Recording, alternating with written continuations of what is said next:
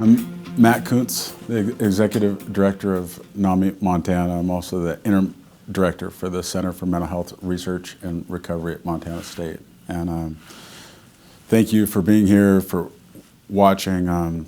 This is a presentation that we've given dozens of times over the years, and we keep being asked to give it, you know, from business groups to hospital associations, all over the place. Schools want to hear about the basics of mental illness, and we can't be everywhere. So we thought that this would be a way to explain it and share it a lot more broadly.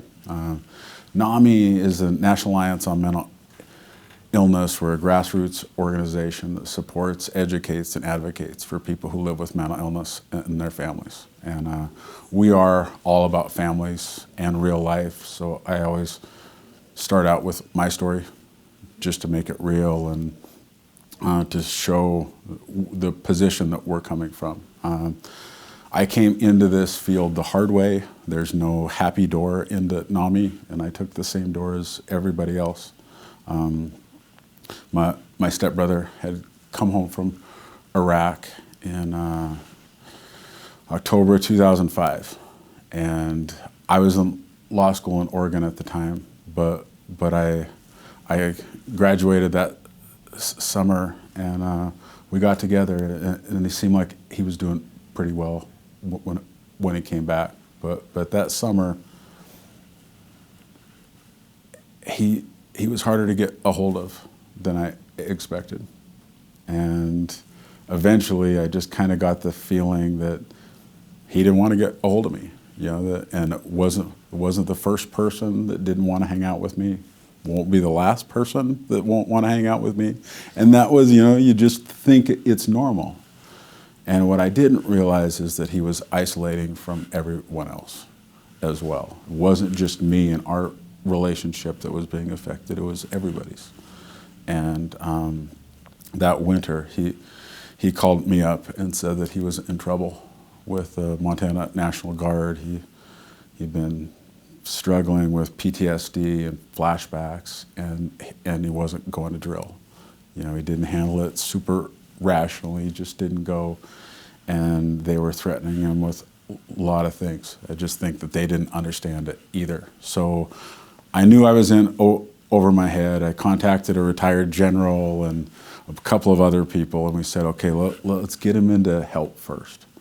Let's set up treatment first, and because it's Helena, Montana, a big family, we were able to skirt around the VA's rules and get him an appointment at the VA, even though he wasn't a true veteran yet. He was still in the service. And then he didn't attend the appointment. And I didn't understand that. You know, we'd done all this stuff to help him move along his life and his case and everything, and he didn't attend the appointment. And I didn't get it. So I called him, and I called him, and he wouldn't answer my phone calls. I stopped by Target, where he was working, and he wasn't there. I didn't realize that he wasn't working anymore. It was really confusing, and to be honest, frustrating. And I was driving back into Helena from Missoula one night, and I said, it was a Sunday night, and I said, I'm going to give him a call, we're going to go have a burrito, and we'll start this thing over again. You know, we'll get going with this. And I remember exactly where I was on the highway when I called him, and the cell phone rang. It was that stupid classical ringtone from Verizon that still just grates on my nerves every time I hear it. And it played and it played. It was the same voicemail message, and I left pretty much the same message that I'd been leaving for the past few months. But when I hung up the phone, I made a decision. And that decision was that he knew that I was there for him. And he was going to reach out to me when he was ready. You have to remember, I was an infantry officer, I was West Point, I was a lawyer, I was a logical, step by step guy. I do this, they do that. I do this, they do that. That's how the rules work. Rational processes. And that was what I thought. And actually, I worked at a residential treatment center for a while. Even there, that was what we were taught. We do this, they do that, we do this. It was logical. And what I didn't realize is that I was up against something that wasn't logical. And he was up against something that wasn't logical. And 3 weeks later, we lost him to suicide. I'm able to remember that I made a mistake, that I was wrong in my analysis. I didn't realize that I was up against a brain that was really struggling. And I was putting a burden on it to make sense. That's, in NAMI land, we describe that as trying to be rational with someone that's not rational. And it sets you both up for failure. So I just want to start this presentation by saying that's where I come from, and that's where we come from that position of weakness and confusion and trying to understand something that's so hard for the people affected by it and the people that love them. So on to the presentation itself. I'm a lawyer, as I mentioned, so I love the disclaimers. Everything in this presentation is taking from somebody more qualified, whether it's the national NAMI brochures that were developed through research, or Dr. Thomas Insel, who was the former head of the National Institute of Mental Health, Dr. Russell Pauldruck from Stanford, or the Montana Law Enforcement Manual. And the other thing that's important to know is that we don't know enough about mental illness and brain health conditions to say exactly anything.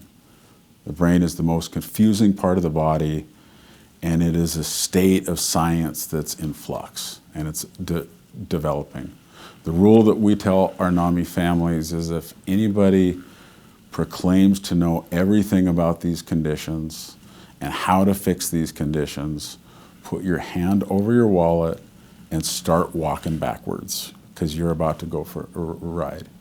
So please don't put us in that spot. That is not who we are, and it is really important to approach these with humility. The purpose of this presentation is to give you a base understanding of mental illness and brain health conditions, so you can figure out where to go to get more. And the pictures in this presentation are from the library of the National Institute of Mental Health.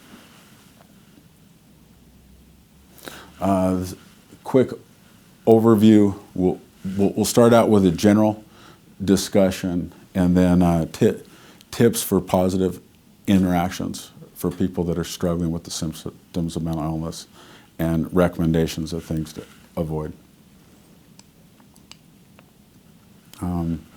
Start out, even the definition of mental illness or mental health condition or brain health condition is contentious. It's something that we fight about regularly on the national level, on the local level, within our families. What is mental illness? What is a brain health condition? This is the definition that I like the most. It's from Dr. Thomas Insel, the former head of the National Institute of Mental Health. And mental illness is a chronic disruption in neural circuits. It affects a person's thinking, feeling, mood, ability to relate to others, and daily functioning.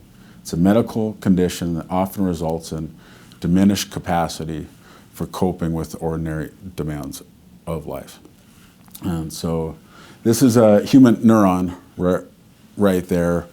We have about 80 billion neurons in our brain. So when you think about the disruption in neural circuits, for us to function and move and do what we do every day, to think and love and feel, our neurons have to communicate with each other. They're exchanging messages back and forth all the time.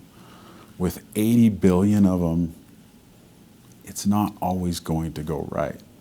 Just like every other part of your body, it's not always going to work perfectly. And for some people, it's really not going to go right. So this is the working definition that we use.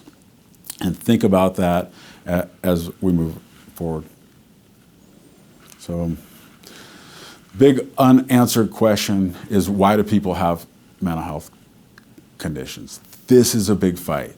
Nature, nurture, something in between. I was incredibly fortunate in my second or third week at NAMI Montana to attend a meeting. I'm really good at getting out of meetings. I was lucky that I didn't skip this one because it was by a man from the social work department at Dartmouth. And what he was showing was the diathesis stress model of brain health conditions. And I hadn't really seen it I hadn't seen it before, and I haven't seen it that much afterwards, but it's been fascinating because everyone I've worked with in 10 years at NAMI has fit somewhere on this continuum. I fit somewhere on this continuum, and it was a really great way for him to explain it. And basically, you start out by thinking about those disrupted neural circuits.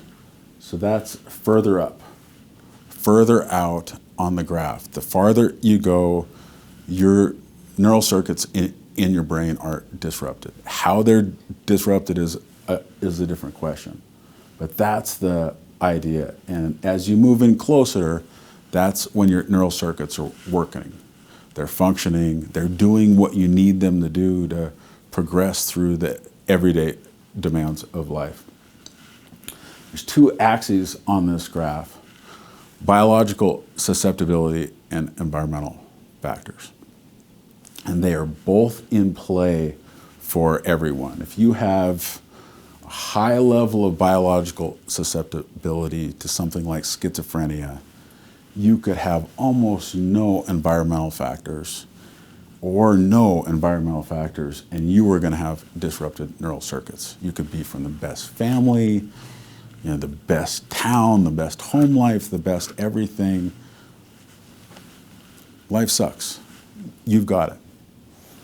In the same way, someone who doesn't have the same level of biological susceptibility may endure a lot of traumatic experiences, a lot of hard environmental factors, and they may end up with disrupted circuits because of a combination of biological susceptibility and trauma. So that's the overall graph. Biological susceptibility is mainly genetic factors, mainly, but not entirely. It could be a brain injury that makes it more likely for a person to have disrupted circuits. It could be some kind of sickness that affects their brain, some kind of substance that either makes them more biologically susceptible or less biological susceptible. So some people react very negatively to marijuana or to certain medications. If you have bipolar disorder and if you take an antidepressant, most likely you're going to end up with mania, disrupted neural circuits. But other substances can make you less biologically susceptible. So this is where someone may have medication that helps lower their hallucinations or delusions, helps improve things that way. Food is really helpful. I mean, the things that you eat on that side, like anywhere else, is what you eat and what you put into your body is incredibly important. And environmental factors. I've talked a little bit about trauma, but there's also positive environmental factors. There are factors that can walk you back towards better functioning neural circuits, like a supportive and understanding family Like the basis of our NAMI Family to Family program is helping families support their loved ones so they can live better, so they can get the care that they need and be supportive and positive. Having meaningful work can absolutely bring someone back. You know, their hobbies, all of these things that help you engage with life and positively interacting with those neurons, getting those neurons to latch on to something positive can be helpful. Exercise, whether that's a biological factor or an environmental factor, I'll let you debate that one, but it's positive. One of the tricks to this is they're not always super logical. You can't always see how they interface. For instance, like trauma is cumulative. So that traumatic events that someone has of their youth can stack onto later traumatic effects. And all of a sudden you'll see someone that has a traumatic event at like the age of 60 and they collapse. It overwhelms them and you can't understand why. You know that this person's overcome so much more adversity in their life. Why are they struggling now? And it's because of that cumulative nature of trauma. It doesn't make sense, but there truly is a point where the straw breaks the camel's back.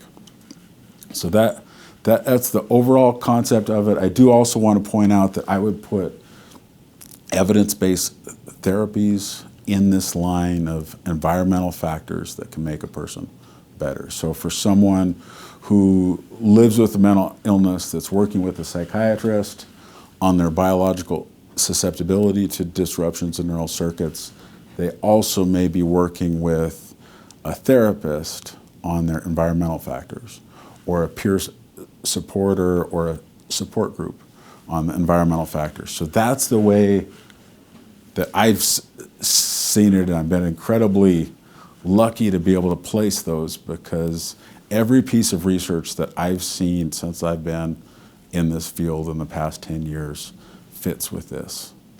Every person I've seen fits with this, and it's important to have a logical place to start with this. If this gets confusing,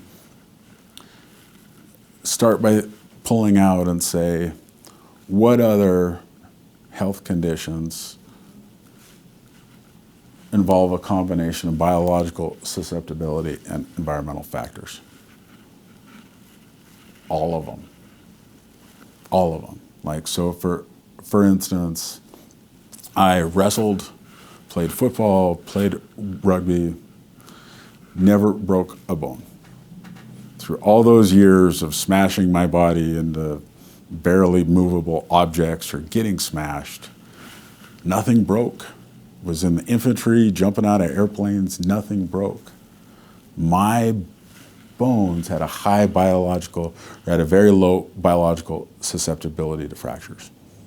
I got incredibly lucky with that. On the other hand, my joints had a high biological susceptibility. I couldn't take my shirt off without dislocating something. You know, it was that was that interface. The same thing as we know people that have skin cancer that weren't out in the sun, or people that got lung cancer and never smoked. I mean, you were just susceptible to some of these things.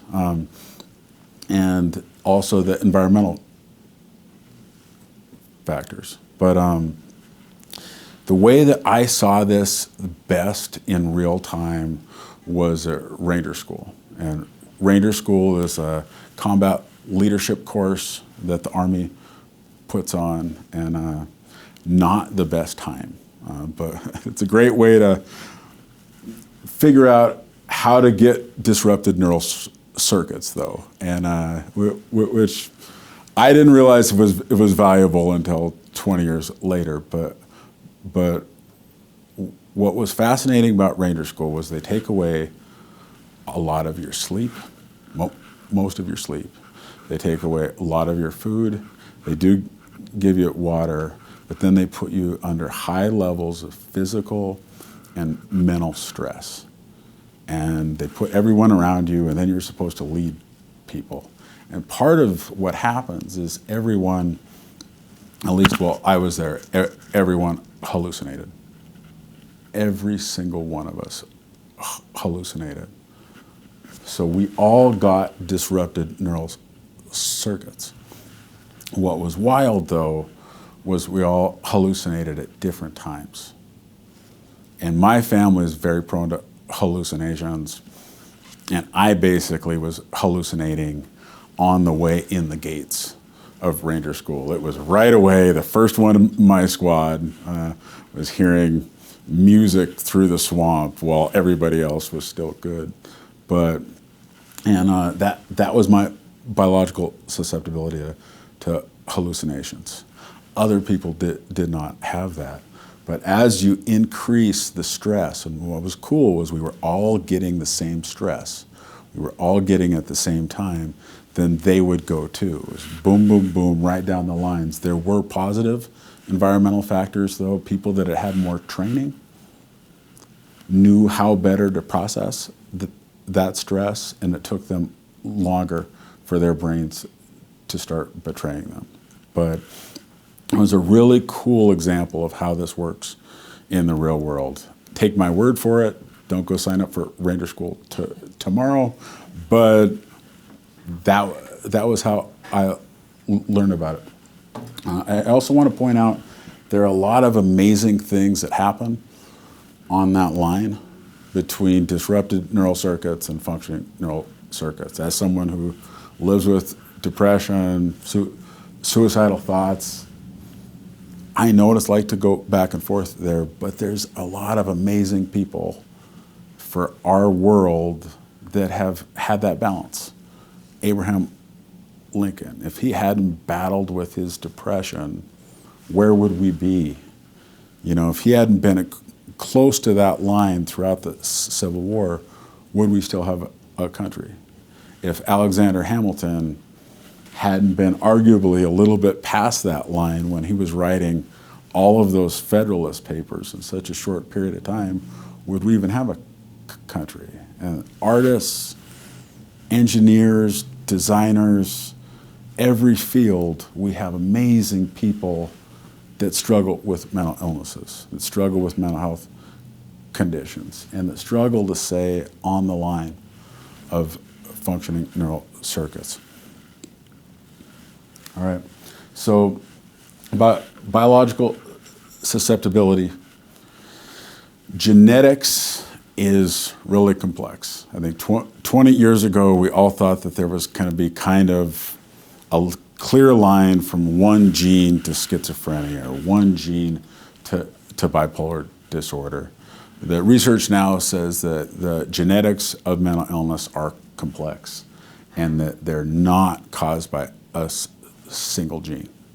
You know, they're not fully genetic. There's other combinations, but genetics are a factor. And what's interesting is there's a large overlap between the genetic vulnerabilities to schizophrenia, bipolar disorder, and major depression. So biologically, these may have more similarities than the symptoms would suggest,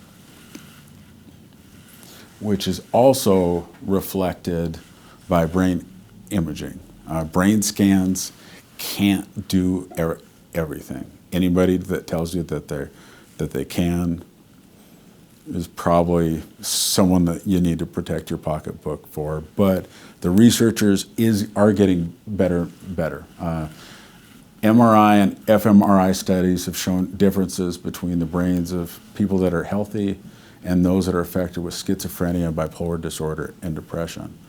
But again, similar to the genetic studies, there's not a lot of differences between those conditions. So they can see you may have one of these brain conditions in comparison, but they can't say you have schizophrenia, you have bipolar disorder. So it's getting closer, but again, that makes us go back to those diagnoses. You know, we don't, at the NAMI Montana office, tell people to focus a lot on their diagnoses. Focus on the treatment and what makes them better. Focus on your recovery, because your diagnosis may change 4 or 5 times. And the brain imaging would say, oh, of course, in some ways, biologically, they could be pretty close.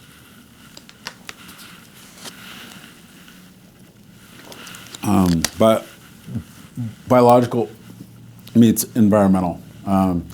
Genetic expression can be affected by stress and other environmental inputs. So those two back and forth things are always, that battle between biological susceptibility and environmental factors are always happening.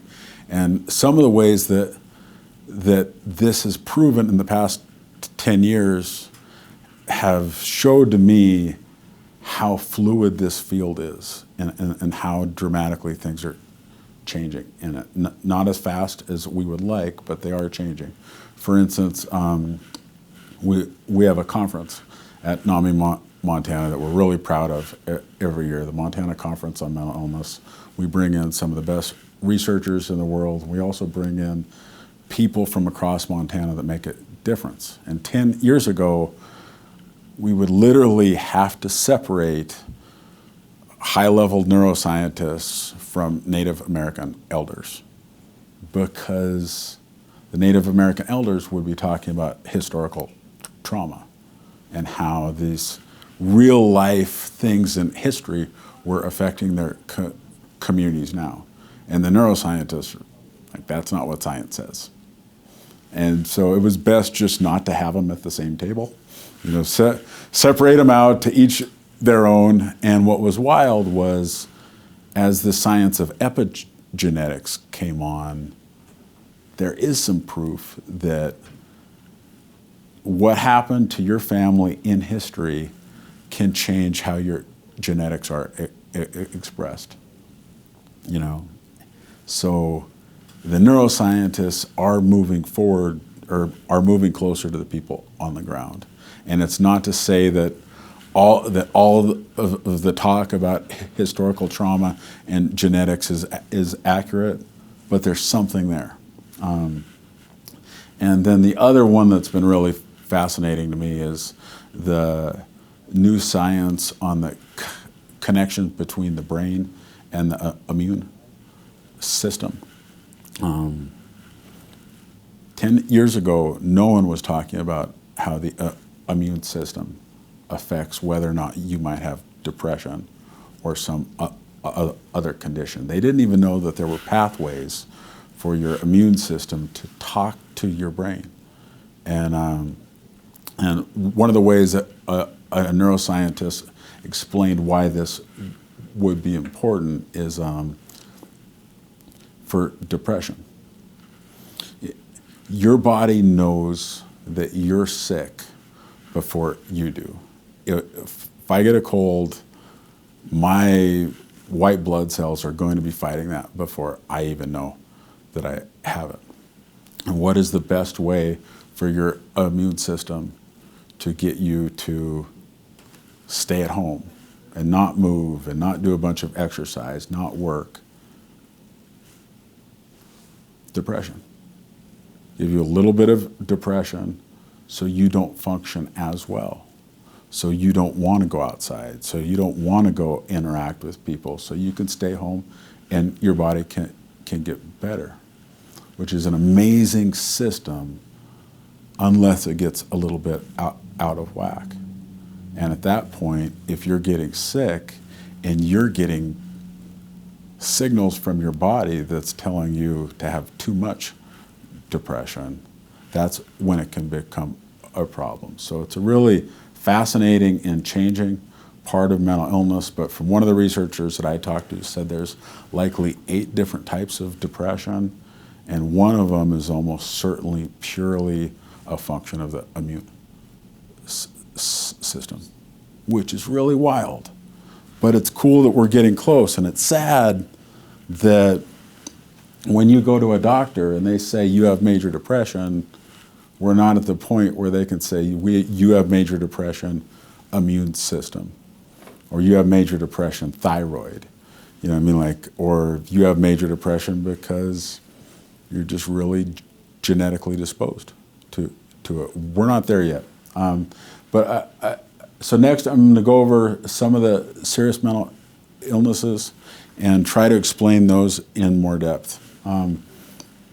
Schizophrenia, it interferes with the person's ability to think clearly, manage their emotions, make decisions, and relate to others. Two of the main issues that come up with schizophrenia are hallucinations and delusions. Hallucinations can be things that you see or things that you hear. The delusions are more of thought. So conspiracies or things that aren't real, that overwhelm you, and they change your thoughts, and they can be very terrifying. To make it clear how real these are, I'll bring it back to Ranger School and the hallucinations that I had. So this was the most critical thing that we had for our career as infantry officers. If you didn't pass Ranger School, your career was done. Very similar to bar exam for a lawyer, or your medical exams for a doctor or a dentist. If you don't pass Ranger School, you're done. You'll flop around for the Army a little while, and then they'll put you, but you're not going to progress. So it was really important. I went all the way through West Point, all the way to get there, and at this critical point, we were sitting there in the swamp, about to get graded at 2 o'clock in the morning, and I had the machine gun, and I had an assistant gunner next to me, and I look across the swamp road, so the enemy were supposed to be coming across, and we just had our blanks, but we were supposed to shoot them and engage them with the laser targets. And I looked up there, and there was 2 lawn gnomes playing leapfrog as they went down the road in the swamp. This is the most important point of my career, and I'm looking at lawn gnomes playing leapfrog down the road. So I elbowed the guy next to me, and I asked him, do we shoot the lawn gnomes? And thankfully, Ranger School was a very positive place to have hallucinations. People were very compassionate to you. And he said, no, don't shoot the lawn gnomes. And please tell me before you want to shoot anything. Like, we'll get through this together, but don't shoot any lawn gnomes. But if you can imagine how real that was, for me to have a fictional beast or something out there affecting my real world decisions in a way that I could not tell if it wasn't real. Even though I knew that it wasn't real, I couldn't perceive it because hallucinations to that person are real. Absolutely undeniable. When your brain betrays you, it betrays you for real. And those delusions, undeniably real to that person. You cannot talk them out of them. You cannot convince them that it's not happening, because for them, it is. For me at that point, that guy couldn't have told me that there was no lawn gnomes. All he could tell me was don't shoot them. Like we're not gonna have a conversation about whether or not there's lawn gnomes on the road, but how do you deal with it? And that's one of the things that we talk about at NAMI is you don't try to talk a person out of their hallucinations or delusions, because they're real. One of the big things that's good about schizophrenia is the outlook in the past 25 years has changed.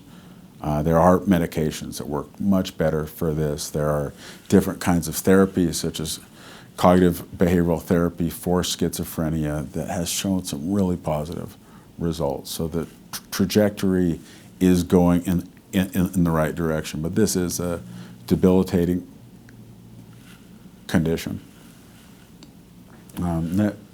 Next up, bipolar disorder, also known as manic depression. It's an illness that causes mania with severe highs and depression with severe lows. The person can also experience mixed states.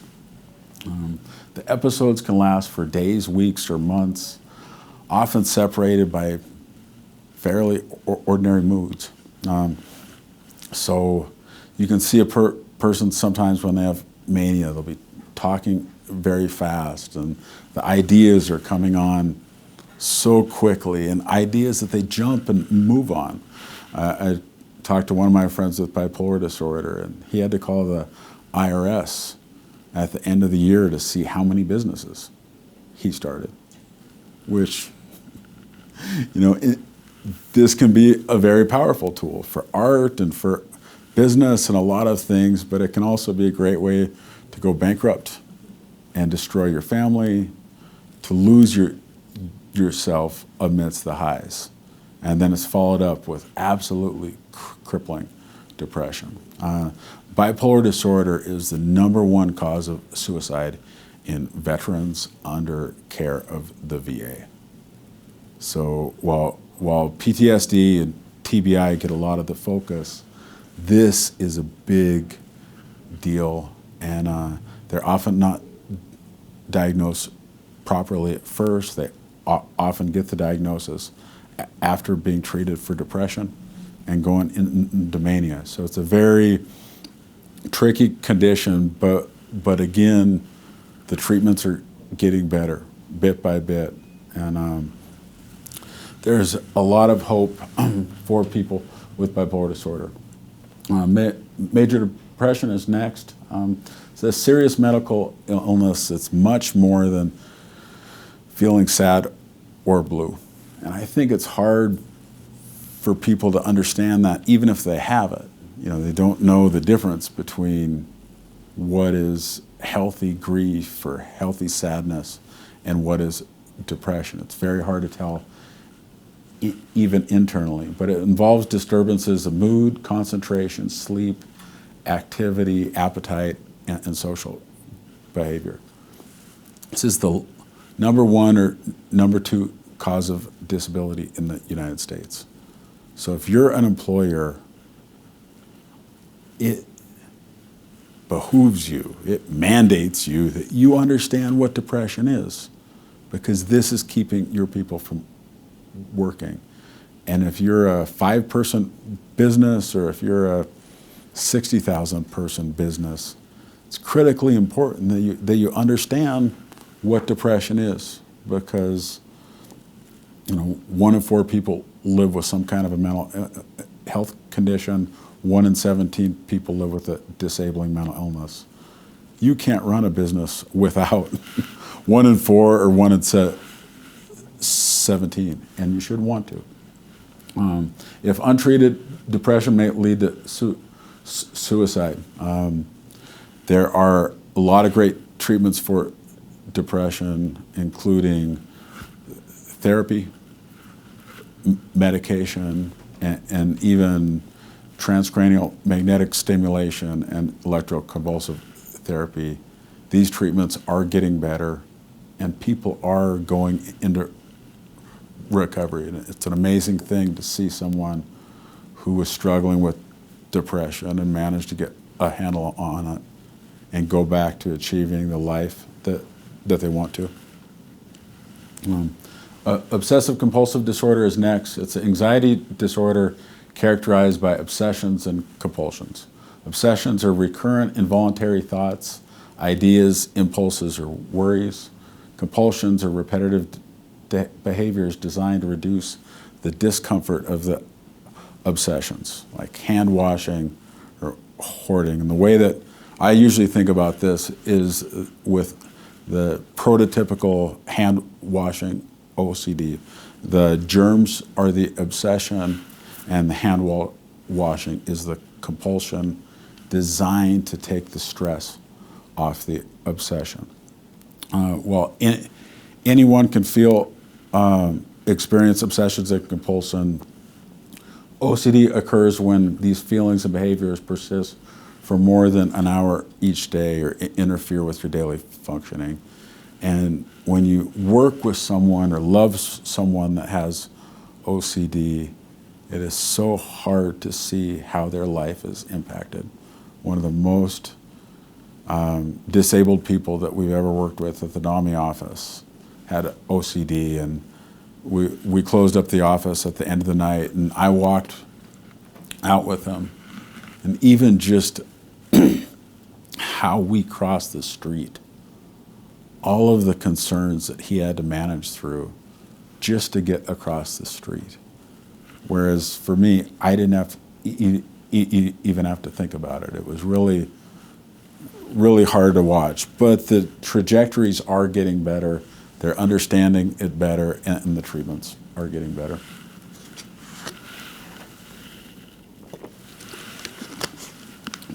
Panic disorder is an anxiety disorder characterized by unexpected and repeated episodes of intense fear, accompanied by physical symptoms including chest pain, heart palpitation, shortness of breath, dizziness, or abdominal stress. These episodes are uncontrollable neurological responses to ordinary, non-threatening situations. And if you've been around someone that has had a panic attack or had one yourself, it looks like a heart attack.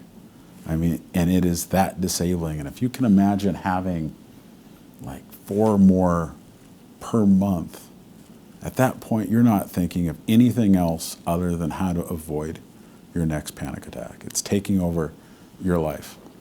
And that's where they develop anxiety or phobias based on the situation that they think are tied to the panic attacks.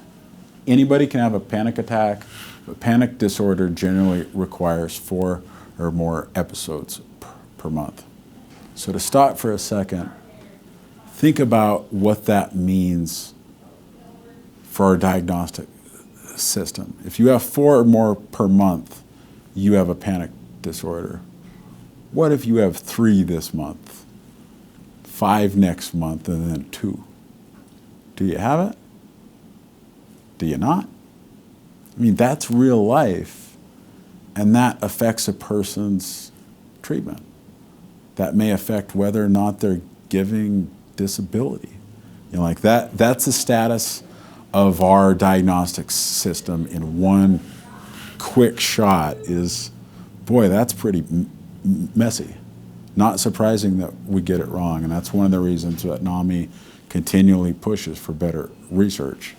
Because in the real world, that's tough, and it does affect whether or not a person gets better. A combination of cognitive and behavioral therapies is standard treatment, although some people may get medication as well. Post-traumatic stress disorder, it's an anxiety disorder that can occur after someone's experienced a traumatic event. It's that causes intense fear, helplessness, or horror. It's much more than just a brief state of anxiety or depression. People with PTSD continue to re-experience the traumatic event. They avoid individuals, thoughts, or situations associated with the event and have symptoms of excessive emotions.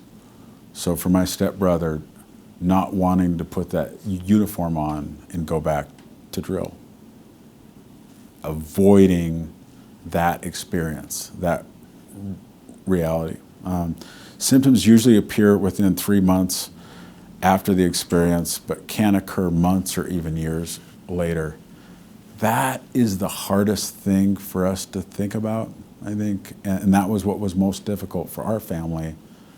Was, you know, when Chris came home, he was doing well. You know, I guess we thought PTSD popped up right away. And, you know, we didn't think it would get worse in a year.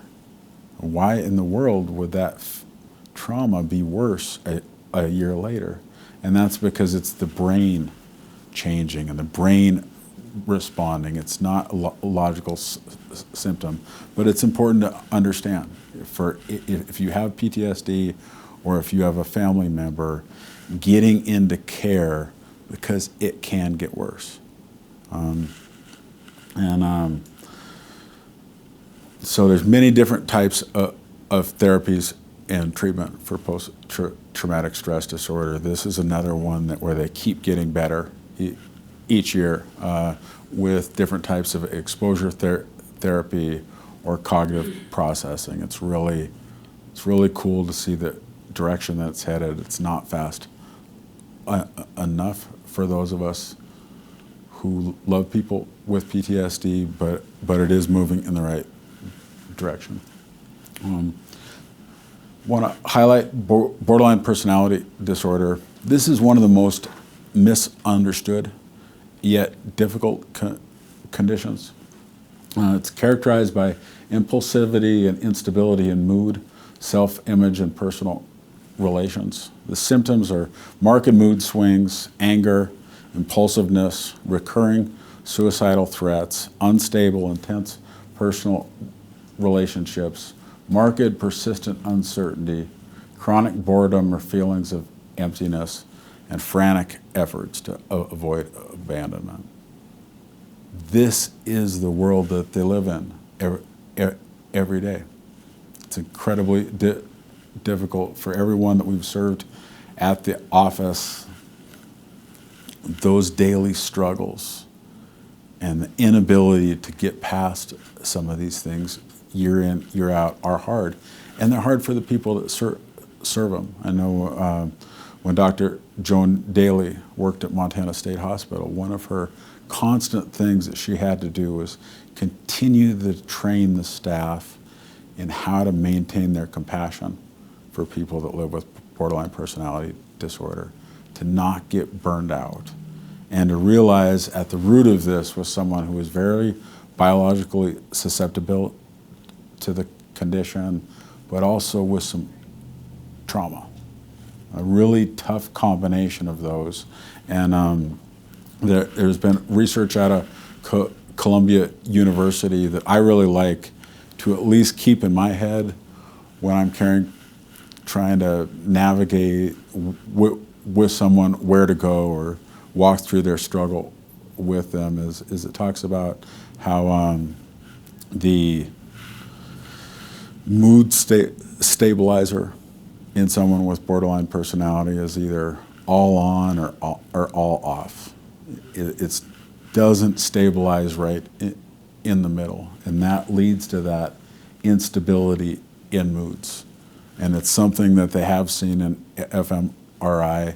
It's not that it's good enough that it shows up on day-to-day brain scans, but in those big studies, that's what they see. And so I try to keep that in mind. It's often paired with depression, bipolar disorder, eating disorders, alcohol, or substance abuse. There have been some remarkable improvements in how these conditions are treated, especially the rise of dialectical behavioral therapy with Dr. Marcia Linehan, who lived with borderline personality disorder herself and then figured out how to treat it from her own experiences. Co-occurring disorders, mental illness, alcohol, and substance abuse are often intertwined. Roughly 50% of people who live with severe mental disorders are also affected by substance abuse. 37% of alcohol abusers, 53% of drug abusers also have at least some mental illness. And if you think back to that chart, that graph of the diathesis stress model, which causes which? Who knows? Most likely they have some kind of, whether someone's self-prescribing for their anxiety or their depression and using alcohol or substances to feel better, that could be it, or whether those substances are exacerbating the mental illness. It's tricky, but for a lot of people that live with these conditions, this is part of their reality. And their family member and the people that care for them need to realize that. It's not that they're bad, it's not anything else. This is part of the journey for a lot of our folks. And when I think about why, I remember this one woman struggled with borderline personality disorder, said, "I will do anything to feel better. I am in so much pain, I will do anything to feel better." Unsurprising that we end up with co-occurring disorders, because those same neural circuits that you deal with physical pain are the ones that you deal with psychological pain too. It's the same circuits, just as overwhelming. These conditions need to be treated by people that understand co-occurring disorders, by therapists and psychiatrists that know how to work with people that have both, because the alcohol and substance community and the mental health community can't treat them on their own. They need to work together to address both conditions. I want to wrap up with kind of things to consider when you're working with someone who's really struggling with symptoms of a mental illness. First, we'll do tips, and then things to avoid. And these came from the Montana Law Enforcement Academy and their manual that they use to train their officers, which before was based upon crisis intervention training that came out of Memphis. Helpful interaction techniques. The key to successful management of any encounter between you and the person that lives with or that's experiencing symptoms of mental illness is communication. You've got to remain calm and manage your own emotions. If you lose control of your own emotions, you're not going to be able to help them. And whatever the situation is, it's just going to get worse. So be helpful, respectful, and professional. Indicate a willingness to understand and help. I can't tell you how many people we've had at the NAMI office on the phone line that we couldn't help them. There was nothing we could do to even really guide them past where they were. But just having someone on the other end of the phone that had that compassion and that supportiveness helped them move forward through that day, and hopefully the next day is going to be better. Speak simply and briefly. If the person's overwhelmed with hallucinations, delusions, voices, thoughts of depression, crippling anxiety, they're not going to be able to manage long sentences. They're not going to pay attention to you. So simply, briefly, move slowly. Again, if that fight or flight response is triggered, quick movements aren't helpful. You know, if that brain is functioning with disrupted neural circuits, don't give it something else to process. Stay positive. There's nothing that you can do to help the situation by being negative. I mean, like when you live with people, you know, when you care for people with mental illness or their family members, horrible things happen. I mean, homelessness, suicide, incarceration, people get attacked. I mean, like, it's very difficult, but you need to stay positive, regardless of what happens in the situation. Be aware of your body language. Sometimes people that are struggling with mental illness symptoms can act aggressive at times, and you need to make sure that your body language isn't aggressive. It's another way of being negative, and it will immediately shut down this situation. Be honest with the person. Honesty is so critical, and even when they're trapped in delusions or hallucinations or really difficult parts of life. And if you can't help them, you need to be honest with them. I can't. And this was one of the lessons. As a lawyer, I had to learn to be honest, but kinda. But we would have people on the phone for over an hour, stuck in a delusion that were just in a place where we couldn't help them. And we couldn't do anything with them. And we had to free up the phone line to be there to help the next person. And I would have to say, I'm sorry, we've got to free up the phone line for the next person. And it was always a scary thing to do. But it amazed me how that honesty was like, oh, okay, thanks for listening. And it was not what I was expecting. It was not, but you know, I thought, okay, I've got to come up with an elaborate excuse to get off the phone, and I didn't. We've got to free up the phone line. You know, we got a bunch of work today. And another thing is obtain emergency aid when necessary. If you're afraid that that person's going to injure themselves, or if you're afraid that they may hurt somebody else, or for whatever reason, if you're afraid by the situation, call law enforcement. Ask for a crisis intervention trained officer and use them to help you manage the situation. We have a lot of people that think that that's the last thing that you should do, but the reality is, if they're acting that way in your office, in your bank, or wherever else, and they go out on the streets and do that to somebody else, they're liable to catch a knife, to catch a bullet.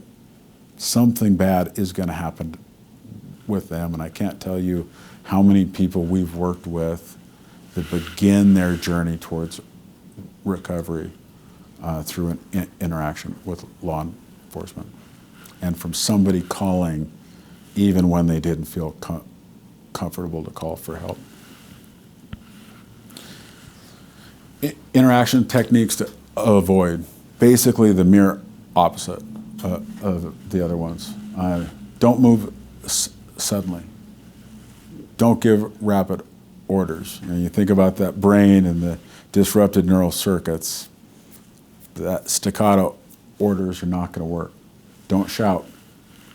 Don't force a discussion. Don't maintain direct eye contact. If that person doesn't want to look at you, it may be because eye contact is too stimulating for them. If someone's really struggling with anxiety or other conditions, eye contact can be really disrupted. After a few years at the NAMI Montana office, I probably went too far in this. I wasn't looking at anybody. I would go home, not look at my wife, not look at my kids. I had to kind of rebuild out of that, but it was helpful. It's a critical thing to remember. Don't touch the person unless absolutely necessary for safety. Touch is another one of those things that really can impact somebody and take a situation in the wrong direction, even if it's just a gentle pat on the back or something. Don't crowd the person or move into their zone of comfort.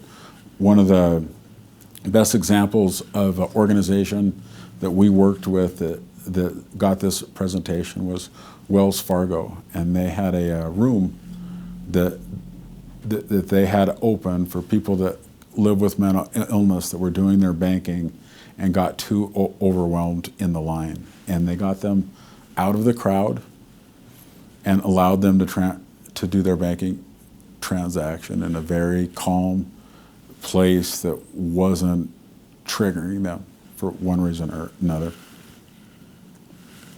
More interaction techniques to avoid: don't express anger, impatience, or irritation. Remember, communication is all that you have. Don't assume that a person that can't respond can't hear you. Don't use inflammatory language such as crazy, psycho, or mental, which should go without saying, but in a difficult situation, you can lose your head. Don't lose your head in that way. Again, don't challenge delusional or hallucinatory statements. That is their reality. Those delusions or hallucinations are their reality, and you have to figure out, can you help them in a way that doesn't deny that reality. So for example, when we'll get someone on the phone that's struggling with delusions, maybe they think the CIA is after them or this or that, can we get you to a shelter?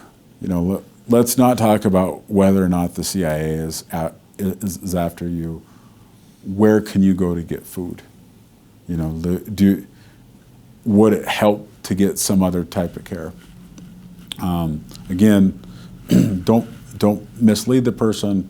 Don't try to change their beliefs, and under no circumstances should you threaten them. It's very negative towards them, but it's also just not helpful. All right.